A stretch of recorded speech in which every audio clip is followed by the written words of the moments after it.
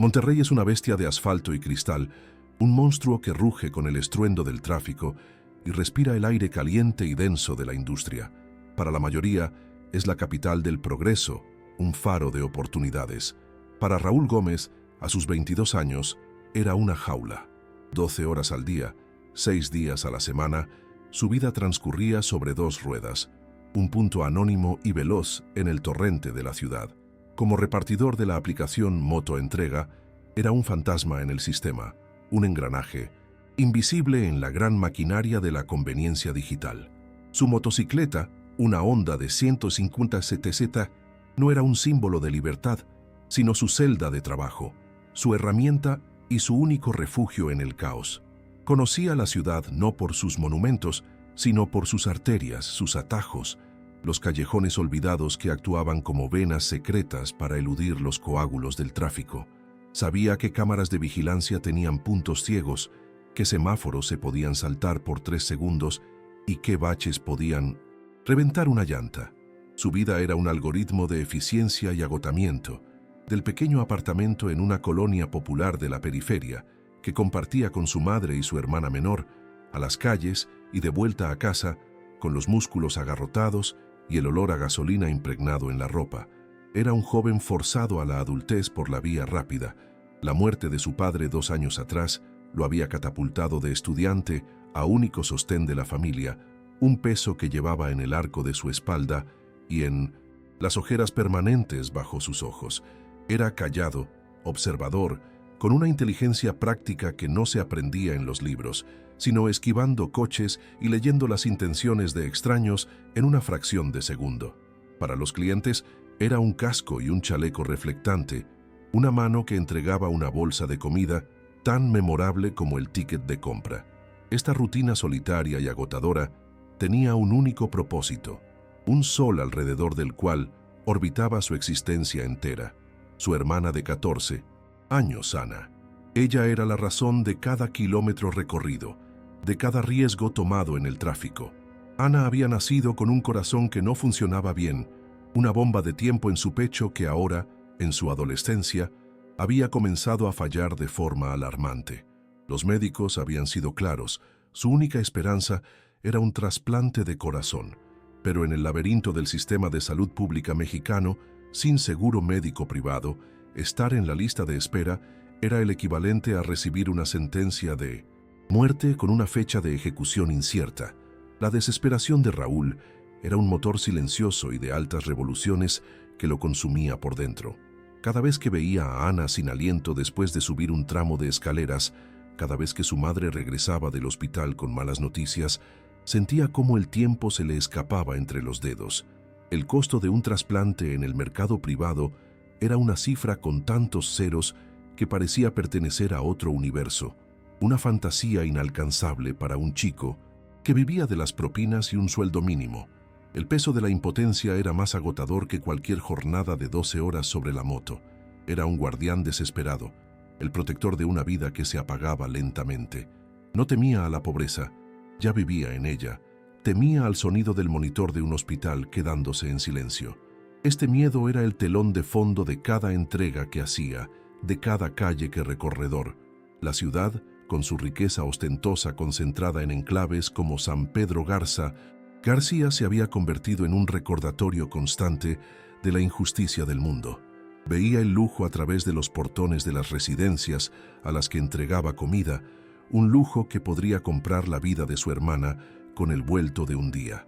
La rutina continuaba, cada día una réplica del anterior, el rugido de la moto, el peso de la mochila térmica, el zumbido del teléfono con un nuevo pedido. Raúl seguía siendo el fantasma de la ciudad, un joven anónimo luchando una batalla invisible. No, sabía que la ciudad, en su indiferencia, estaba a punto de ponerlo en el lugar exacto y en el momento preciso para una colisión frontal con otro tipo de poder. Uno que traficaba con millones de dólares tan fácilmente como él traficaba con pedidos de sushi. El universo le iba a presentar una elección imposible, una que pondría a prueba los límites de su desesperación y la velocidad de su motocicleta. La noche cayó sobre Monterrey con un aguacero torrencial. La lluvia convertía las calles en ríos, de asfalto resbaladizo y las luces de neón en manchas de color borrosas. Para los repartidores era la peor clase de noche, peligrosa, fría y, sin embargo, la de mayor demanda. El teléfono de Raúl vibró con un nuevo pedido, uno que lo sorprendió. La dirección era una de las torres más exclusivas y lujosas de San Pedro Garza García, un monolito de cristal y acero que se alzaba como una aguja hacia el cielo tormentoso. Un penthouse, probablemente una propina generosa, pensó, un pequeño alivio en Minoes. Una noche miserable. Navegó por el tráfico inundado, su moto cortando el agua como una lancha rápida, y llegó al imponente vestíbulo de la torre. El guardia de seguridad, después de una llamada de confirmación, lo dejó pasar con una mirada de desdén. El viaje en el ascensor de alta velocidad, con sus paredes de espejo y su música suave, fue como ascender a otro planeta, un mundo de riqueza silenciosa y ordenada, muy lejos de su ruidosa realidad. El ascensor se abrió directamente a un pasillo privado que conducía a la única puerta del piso. Mientras se acercaba, notó que la pesada puerta de madera del penthouse estaba entreabierta. Un mal presentimiento, afilado por años de instinto callejero, le erizó la piel. Se detuvo a unos metros de la puerta, a punto de llamar cuando escuchó gritos desde el interior, voces airadas, discutiendo en una jerga que reconoció al instante como la del crimen organizado. Estaba a punto de darse la vuelta, de volver al ascensor y cancelar el pedido, cuando la situación escaló con una velocidad aterradora. Los gritos se convirtieron en el sonido seco y ahogado de varias detonaciones, el inconfundible estallido de armas con silenciador. Raúl se quedó helado, atrapado entre el instinto de huir y el miedo a ser visto. Segundos después, la puerta se abrió de golpe y 4 hombres salieron apresuradamente. No eran matones callejeros, vestían trajes caros y se movían con una eficiencia letal. Pasaron a su lado sin siquiera registrar su presencia, sus mentes enfocadas en la huida. En la confusión de su salida, uno de ellos pateó accidentalmente un maletín de aluminio plateado que estaba en el suelo, cerca de la puerta. El maletín se deslizó por el pulido suelo de mármol del pasillo, deteniéndose a solo un par de metros de los pies de Raúl, olvidado en la prisa. Los asesinos llamaron al ascensor y desaparecieron, dejando tras de sí un silencio de muerte y un maletín solitario. Raúl se quedó inmóvil, su respiración contenida, el olor a pólvora flotando en el aire. El terror lo tenía paralizado. Su mente le gritaba que corriera, que se fuera, que olvidara el rostro de los hombres, el sonido de los disparos, la existencia del maletín. Era un testigo. En su mundo, los testigos no vivían mucho tiempo. Estaba a punto de seguir el consejo de su instinto, de huir y no mirar atrás, cuando el teléfono en su bolsillo vibró con una fuerza que pareció sacudir todo su cuerpo. Lo sacó con manos temblorosas. Era un mensaje de texto de su madre. Las palabras en la pantalla brillante lo golpearon con más fuerza que cualquier bala. Ana tuvo otra crisis. Estamos en el hospital. El doctor dice que es grave. En ese instante, en el pasillo silencioso y opulento de un penthouse manchado de muerte, algo dentro de Raúl se rompió. Su mirada se desvió del teléfono al maletín de aluminio. Ya no vio la evidencia de un crimen. Vio un cofre del tesoro. Vio un corazón nuevo para su hermana. Vio la única respuesta, la única oportunidad, en un universo que nunca le había dado ninguna. El terror no se fue. Siguió ahí, un nudo helado en su estómago, pero fue eclipsado por una emoción mucho más poderosa, una desesperación tan pura y tan intensa que quemó todo lo demás. La lógica, la precaución, el miedo a las consecuencias a largo plazo, todo se convirtió en ceniza ante la imagen de su hermana en una cama de hospital. El dilema duró apenas un latido. Por un lado, una vida de anonimato y miedo, esperando impotente a que su hermana muriera. Por el otro, una muerte casi segura a manos de hombres despiadados, pero con la más mínima, la más remota posibilidad de salvarla. No era una elección, era un imperativo. La decisión no fue un pensamiento, fue una acción, un impulso visceral que se apoderó de su cuerpo. Se lanzó hacia adelante, sus botas de repartidor rechinando sobre el mármol. Agarró el asa fría del maletín de aluminio. Era más pesado de lo que esperaba, el peso de una fortuna y de una sentencia de muerte. Sin mirar, hacia la puerta abierta del apartamento, corrió hacia el ascensor, presionando el botón con una urgencia febril.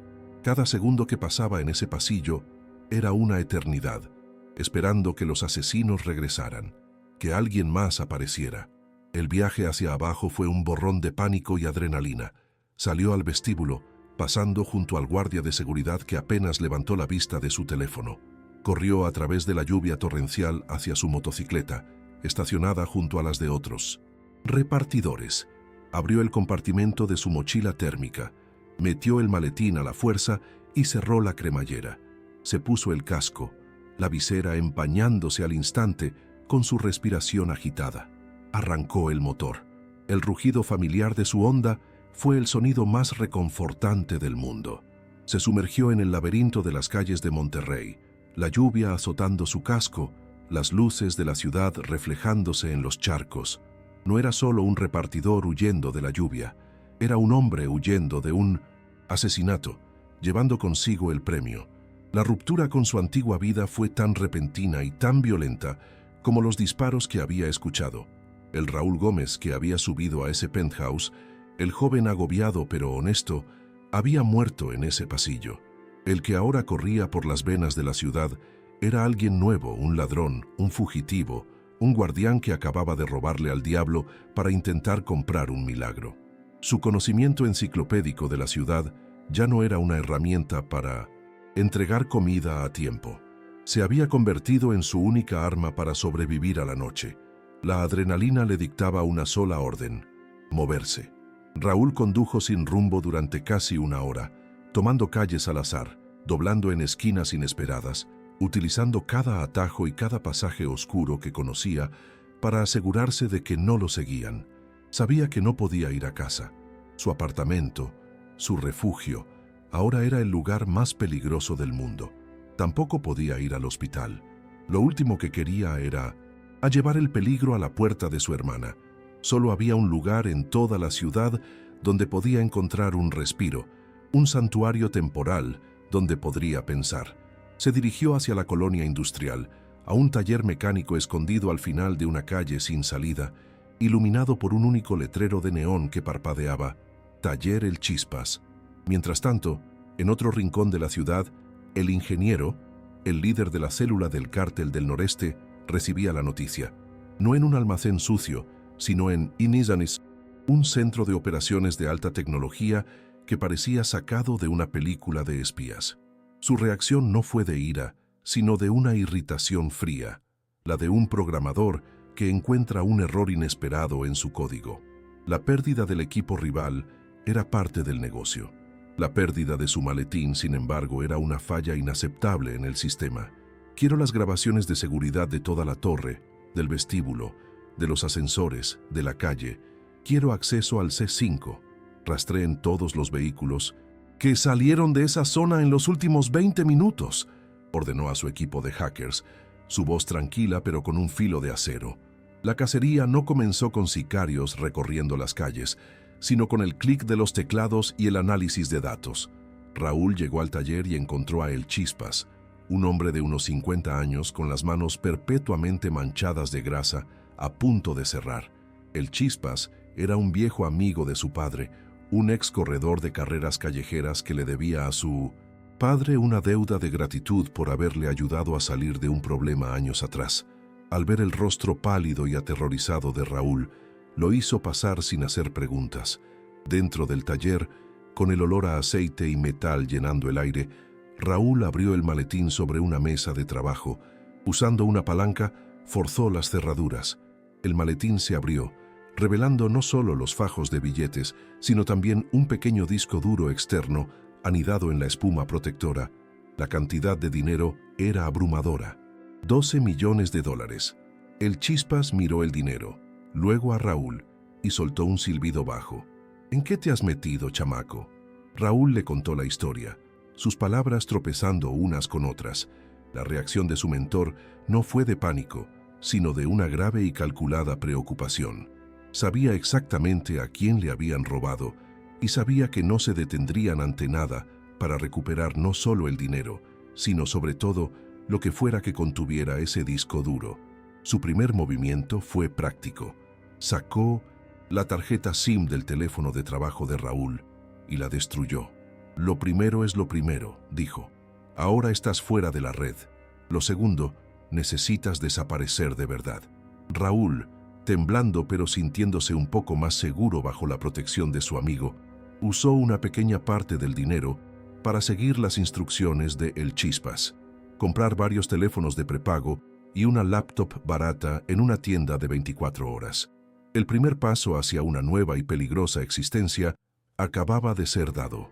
El Chispas no era solo un mecánico, era un artista de la supervivencia urbana. En su juventud había navegado el filo de la navaja de las carreras callejeras y las apuestas, y aunque ahora llevaba una vida mayormente honesta, nunca había perdido su astucia ni sus conexiones con el bajo mundo de la ciudad. La deuda que sentía hacia el padre de Raúl era profunda. El viejo Gómez lo había sacado de la cárcel una vez, no con dinero, sino con una charla que le enderezó la vida. Pagar esa deuda, protegiendo al hijo de su amigo, se convirtió en su misión personal. «No puedes huir con esa moto», le dijo el Chispas a Raúl, señalando la honda de reparto.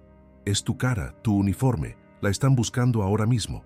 Durante las siguientes horas, el taller se convirtió en un centro de transformación. El Chispas y Raúl trabajaron febrilmente. Desmontaron la motocicleta, le quitaron la caja de moto entrega, la pintaron de un negro mate con pintura en aerosol y le cambiaron varias piezas para alterar su silueta. Le instaló un motor modificado que tenía guardado de sus viejos tiempos, aumentando su potencia y velocidad.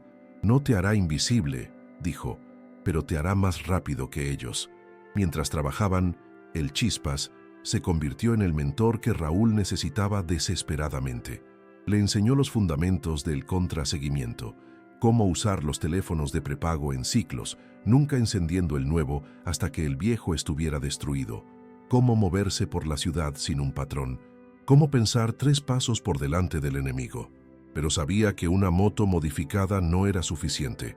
Raúl necesitaba desaparecer por completo. El Chispas hizo una llamada a un contacto, un falsificador que operaba desde un pequeño local de impresión en el centro de la ciudad. Le explicó la situación en términos vagos, pagó una suma exorbitante del dinero del maletín y encargó una identificación falsa para Raúl, una con un nuevo nombre y una nueva historia. Era un riesgo enorme para él. Si el cártel rastreaba la conexión, su taller y su vida, se convertirían en humo. Pero la deuda con su amigo muerto era un lazo más fuerte que el miedo. La motivación de El Chispas no era la codicia. Cuando Raúl intentó darle una parte del dinero como pago, él se negó. «El pago es que saques a tu hermana de esto y que tú salgas vivo», dijo, su voz grave. «Tu padre era un buen hombre. Tú también lo eres, a pesar de esta locura». Se convirtió en el único aliado de Raúl, su estratega, su intendente y su figura paterna sustituta en la noche más larga de su vida.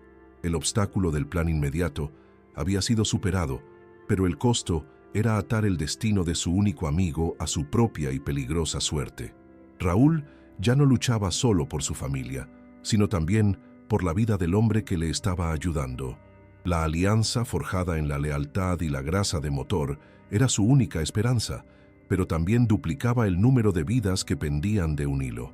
Mientras la noche avanzaba, el taller mecánico se convirtió en una pequeña isla de resistencia, un bastión de ingenio callejero contra la fría y tecnológica maquinaria de caza del cártel. El equipo de El Ingeniero trabajó con una eficiencia despiadada, aunque las cámaras del penthouse y del pasillo habían sido desactivadas remotamente por los asesinos, las del vestíbulo y las de la calle no. Obtuvieron lo que necesitaban, una imagen granulada pero reconocible de un repartidor de motoentrega saliendo del edificio con una mochila térmica, sospechosamente abultada. No tenían un rostro claro, pero tenían un uniforme y un modelo de motocicleta. Para El Ingeniero, eso era más que suficiente. En lugar de lanzar una cacería visible, optó por un método más insidioso y de mayor alcance. Activó su red de halcones los vigías e informantes del cártel repartidos por toda la ciudad, y puso una recompensa silenciosa, no por un individuo específico, sino por cualquier repartidor de motoentrega que actuara de forma sospechosa, que se desviara de su ruta, que pareciera asustado. El mensaje se extendió por el submundo de la ciudad como un virus. De la noche a la mañana, Monterrey se convirtió en un territorio de caza para cada repartidor. Varios grupos de delincuentes menores, ansiosos por cobrar la recompensa, comenzaron a hostigar y a atacar a los repartidores. Un chico fue golpeado y robado en la colonia Independencia. Otro fue sacado de su moto en Apodaca.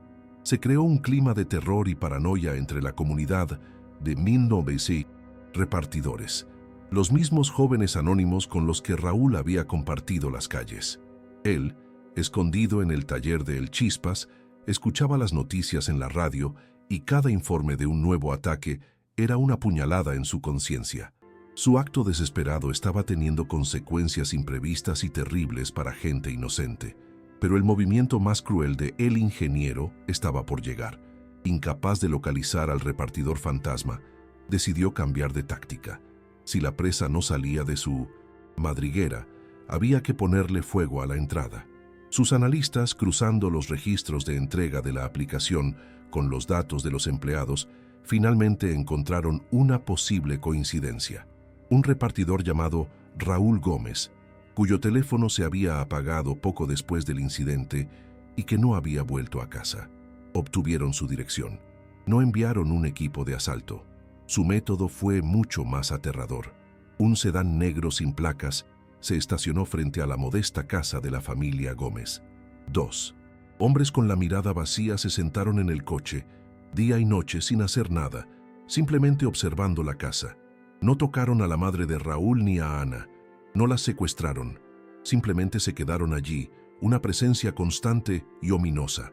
Era un acto de terror psicológico puro, un mensaje enviado no solo a la familia, sino al propio Raúl, donde quiera que estuviera. Sabemos quién eres, sabemos a quién amas. Estamos aquí, ríndete o la espera terminará. La ciudad se había convertido en una trampa y ahora su propio hogar era el cebo. La noticia de la vigilancia sobre su familia llegó a Raúl a través de un vecino aterrorizado que logró contactarlo a través de un primo. La imagen de ese coche negro, un centinela de la muerte estacionado frente a su puerta, fue la gota que derramó el vaso de su ya frágil autocontrol. La estrategia de El Ingeniero había funcionado a la perfección. El miedo por su propia vida fue reemplazado por un terror insoportable por la seguridad de su madre y de Ana. Estaban atrapadas, rehenes en su propia casa, viviendo cada segundo bajo la mirada de sus verdugos. Se dio cuenta de que esconderse era inútil. Cada día que pasaba escondido era un día más de tortura psicológica para ellas. El cártel no tenía prisa. Podían esperar, apretando el torniquete lentamente hasta que él se rompiera. Y estaba a punto de romperse. La idea de entregarse, de devolver el dinero a cambio de la seguridad de su familia, cruzó su mente. Pero El Chispas, con su sabiduría callejera, lo disuadió. «Esa gente no negocia, Raúl», le dijo su voz grave. «En el momento en que te entregues, tú estás muerto y ellas se quedan sin nadie que las proteja. No les das una solución, les das 3 funerales». Tenía razón. La rendición no era una opción. La única salida era la confrontación, pero no una confrontación de fuerza, que perdería en segundos, sino una de astucia. Tenía que cambiar las reglas del juego, usar su única ventaja, su conocimiento de la ciudad, para crear una situación tan caótica que le permitiera sacar a su familia de la ecuación. Fue en ese momento de desesperación absoluta que nació el plan más audaz y peligroso de su vida. La decisión de dejar de huir y forzar un enfrentamiento en sus propios términos fue su punto sin retorno. Dejó de ser la presa que reacciona y se convirtió en el arquitecto de una trampa urbana. Usando uno de sus teléfonos de prepago y enmascarando su voz, contactó a la red del cártel a través de un número que El Chispas le consiguió. Se identificó como el ladrón del maletín. Su oferta era simple: Devolvería el dinero y el disco duro a cambio de que dejaran a su familia en paz y le dieran un pasaje seguro fuera de la ciudad. Propuso un lugar para el intercambio, el viaducto de la Unidad, en plena hora pico de la tarde. Era un cebo. Sabía que no tenían intención de dejarlo vivir, pero también sabía que su arrogancia y su deseo de recuperar su propiedad los harían acudir a la cita. Estaba llevando la guerra a su territorio, al laberinto de asfalto y hormigón que conocía mejor que nadie. Era una apuesta de todo o nada, un movimiento desesperado para romper el asedio sobre su familia. El repartidor anónimo estaba a punto de usar el caos de la ciudad, el mismo que lo había hecho invisible, como su arma más poderosa. El punto sin retorno no fue robar el dinero, sino la decisión de usarlo como carnada para cazar a los cazadores. La calma que precede a la tormenta se instaló en el taller de El Chispas. Las siguientes 24 horas fueron un torbellino de preparación metódica. El plan de Raúl era una locura, pero tenía una lógica impecable, una que solo un repartidor podría concebir. La clave era la invisibilidad a través de la saturación. Si el enemigo busca a un repartidor de motoentrega, entonces hay que darle docenas de ellos. Usando una parte considerable del dinero, Raúl y el Chispas pusieron en marcha la primera fase. A través de foros en línea y grupos de WhatsApp de Indonesia, la comunidad de repartidores lanzaron una convocatoria anónima. Ofrecían un pago generoso, el equivalente a una semana de trabajo, a cualquier repartidor que participara en un flash mob en motocicleta. La excusa era una protesta por las malas condiciones laborales, una causa con la que todos podían identificarse. No se mencionaba al cártel ni el peligro real. Simplemente se les dio una hora, una ruta y la promesa de dinero en efectivo al final. La respuesta fue abrumadora. Más de 50 repartidores, desesperados por un ingreso extra, confirmaron su participación. Mientras el Chispas coordinaba la logística del flash mob, Raúl se preparaba para su papel. Estudió los mapas del viaducto de la Unidad y del túnel de la Loma Larga, memorizando cada carril, cada rampa de salida, cada terraplén. Su plan no era solo crear caos, sino tener una ruta de escape precisa a través de ese caos. Preparó el maletín de aluminio, pero no para entregarlo. Lo equipó con un arnés de liberación rápida que el Chispas había fabricado, un dispositivo que le permitiría engancharlo y desengancharlo de una superficie metálica en segundos. La noche antes del intercambio, Raúl se escabulló cerca de su casa. Vio el sedán negro, todavía allí, un buitre de acero esperando. Vio las luces encendidas en su apartamento y se imaginó a su madre y a Ana adentro, prisioneras. La visión solidificó su resolución, borrando cualquier atisbo de miedo que pudiera quedar. Esto no era por el dinero, era por ellas. Mientras tanto, el ingeniero recibió la propuesta del intercambio y sonrió. La arrogancia del repartidor le parecía casi divertida. Aceptó los términos, pero por supuesto, no tenía intención de cumplir su parte. Para él, era simplemente una cuestión de logística, recuperar sus activos y eliminar el error del sistema. Despachó un convoy de 3 camionetas, con sus mejores hombres, y la orden explícita de no disparar hasta tener el maletín en sus manos. Creía que tenía el control total de la situación, sin saber que estaba a punto de entrar en un escenario diseñado por su presa. La preparación había terminado. Las piezas estaban en su lugar en el tablero de ajedrez más grande de Monterrey, su red de autopistas. La hora pico de la tarde convirtió el viaducto de la Unidad en un río de metal que se movía lentamente. El calor, el humo y el sonido de las bocinas creaban una atmósfera de caos controlado.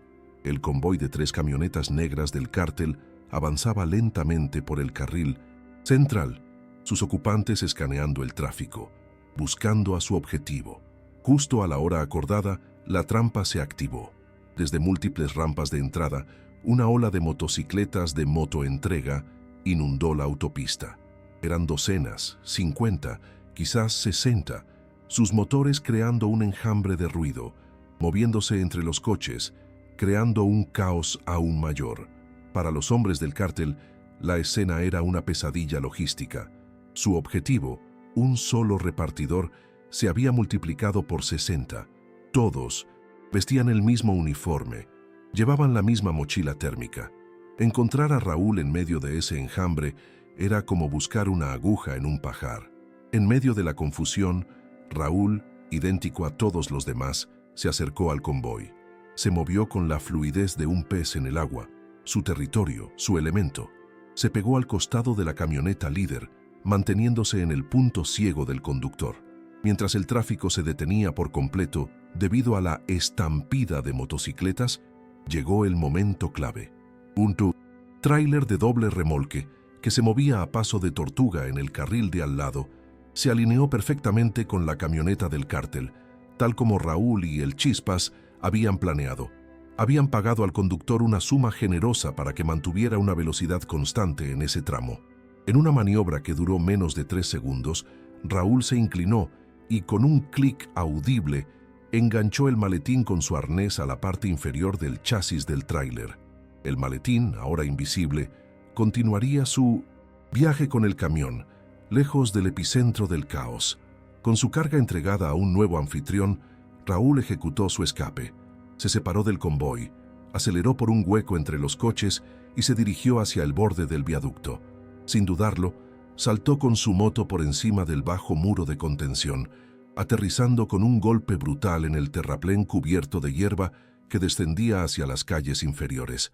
La moto patinó, pero él mantuvo el control, su habilidad como piloto llevada al límite. Desapareció por una callejuela, dejando atrás un monumental atasco de tráfico y a un equipo de sicarios de élite atrapados e impotentes, mirando un enjambre de repartidores señuelo que se dispersaba lentamente. El fantasma había usado la ciudad como su capa de invisibilidad y había ganado. El caos en el viaducto duró casi 1 hora. Para cuando el convoy del cártel logró salir del atasco y se dio cuenta de que habían sido burlados, Raúl ya estaba a kilómetros de distancia. Siguiendo el plan, se encontró con el tráiler en una zona industrial en las afueras de la ciudad. El conductor, un hombre que no hizo preguntas, se detuvo el tiempo suficiente para que Raúl recuperara el maletín. La amenaza inmediata había sido burlada con una audacia y una precisión que el ingeniero nunca podría haber anticipado. Con el dinero de nuevo en su poder, la fase final del plan se puso en marcha. El Chispas ya había hecho los arreglos. Usando sus contactos más fiables, sacó a la madre de Raúl y a Ana de la casa vigilada esa misma noche, aprovechando la confusión generada por el fiasco del viaducto. Fueron llevados a un punto seguro en la frontera. A través de una serie de transferencias complejas y anónimas, una parte del dinero fue enviada a una cuenta en un hospital de Estados Unidos, asegurando el pago completo de la cirugía de Ana. La familia de Raúl cruzó la frontera esa misma noche, desapareciendo en una nueva vida. La operación de Ana fue programada y semanas después fue un éxito rotundo. Raúl había cumplido su misión. Había salvado a su hermana, pero el eco de su victoria fue el silencio de una despedida que nunca tuvo lugar. 2 años más tarde, en una pequeña ciudad del sur de Estados Unidos, una joven de 16 años, con una cicatriz apenas visible en el pecho, ríe mientras patea un balón de fútbol con su madre.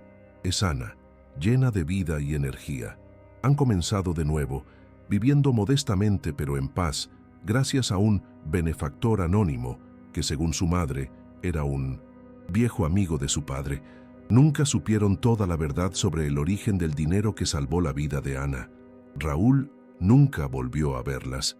El precio de su libertad fue la suya propia, con una nueva identidad proporcionada por los contactos de El Chispas. Se desvaneció. Se convirtió en un fantasma, un trabajador itinerante que se movía de ciudad en ciudad por todo México, nunca permaneciendo en un lugar por mucho tiempo. Perdió su nombre, su hogar, su familia y su futuro. Salvó la vida de su hermana, pero sacrificó la suya, condenado a una vida de soledad y vigilancia constante, siempre mirando por encima del hombro. En las calles de Monterrey, entre la hermandad de los repartidores de comida, nació una leyenda urbana. La historia de El Fantasma, el repartidor que un día se enfrentó al cártel más poderoso de la ciudad y ganó. Nadie conoce su nombre ni su rostro, pero todos cuentan la historia de la estampida de motos en el viaducto, del chico que conocía tan bien la ciudad que simplemente se disolvió en ella, convirtiéndose en parte de su ruido y su furia. El símbolo tangible de la transformación de Raúl es un pequeño y gastado llavero de motocicleta que lleva en el bolsillo a donde quiera que va. Es el único recuerdo que conservó de su antigua vida. A veces, en la soledad de la noche, lo saca y lo sostiene en la mano. No es un trofeo, sino un recordatorio del precio de la libertad de su hermana. Es el peso de su sacrificio, el emblema de un guardián que ganó la guerra por la persona que amaba, pero que perdió el derecho a volver a casa.